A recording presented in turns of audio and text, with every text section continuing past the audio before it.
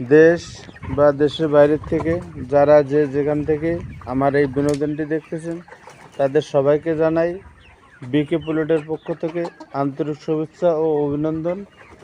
আশা করি সবাই ভালো আছেন এবং সুস্থ আছেন।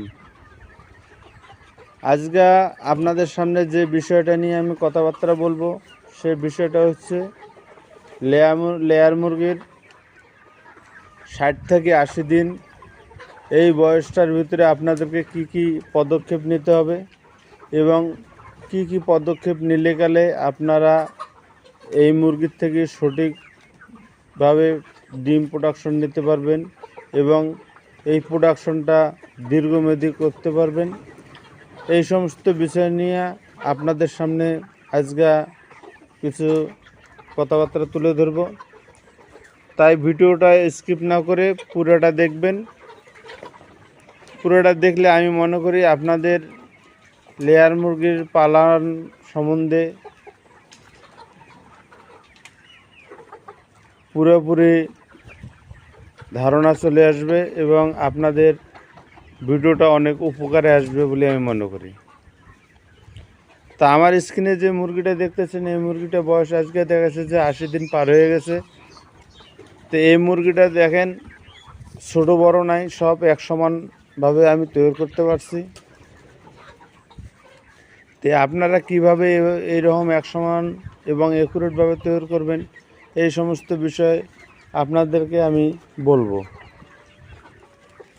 তো অনেকেই দেখা যাচ্ছে যে লেয়ার বাচ্চা আনার পরে দেখা যাচ্ছে যে এইরকম একুরেটভাবে করতে পারেন না, বাচ্চা অনেক সময় ছোট বড় হয়ে যায়, তারপরে ওয়েট কম বেশি হয়ে যায়।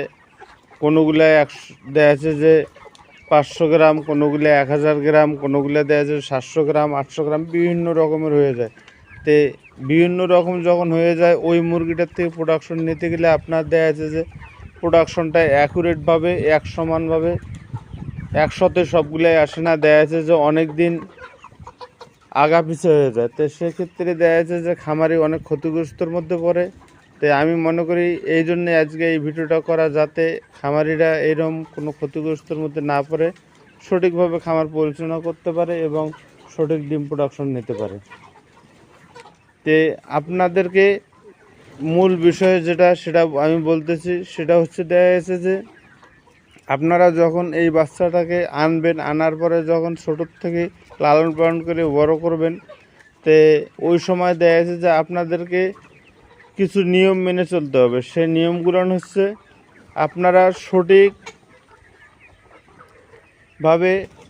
লাইটিং যে একটা শিডিউল আছে, লাইটিং যে তাপমাত্রা আছে, এই তাপমাত্রাটা 100% সঠিকভাবে দেবেন এবং আপনার খাদ্যের পাত্র এবং পানির পাত্র, ছোটোতে যেহেতু খাদ্যের পাত্রর খুব একটা বেশি দেওয়ার সম্ভব হয় না ব্রুডিংয়ে, ওই সময় দেখা যাচ্ছে যে আপনারা একটা কাজ করবেন, সেটা হচ্ছে বস্তা, যে খাদ্যের বস্তা আছে, এই খাদ্যের বস্তা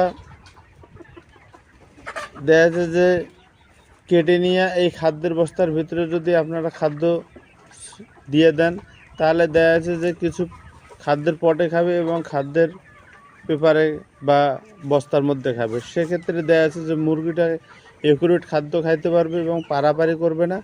সেক্ষেত্রে যদি ওই নিয়মটা মেনটেন করে চলতে পারেন, তাহলে দেখা যাচ্ছে যে আপনার মুরগিগুলো এইরকম একুরেট হয়ে উঠবে এবং ছোট বড় দেখা যাবে না।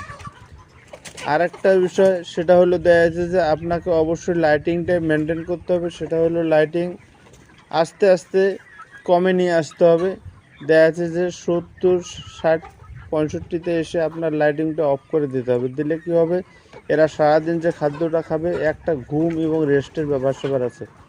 মানুষের যেমন একটা রেস্টের ব্যাপার স্যাপার থাকে, ঠিক তেমনই এদেরও একটা রেস্টের ব্যাপার স্যাপার আছে। তো ওই নিয়মগুলো যদি মেনটেন করে চলেন, তাহলে দেখা যাচ্ছে যে আপনার মুরগিটা একুরেট থাকবে এবং ওয়েটটা একুরেটভাবে চলে আসবে।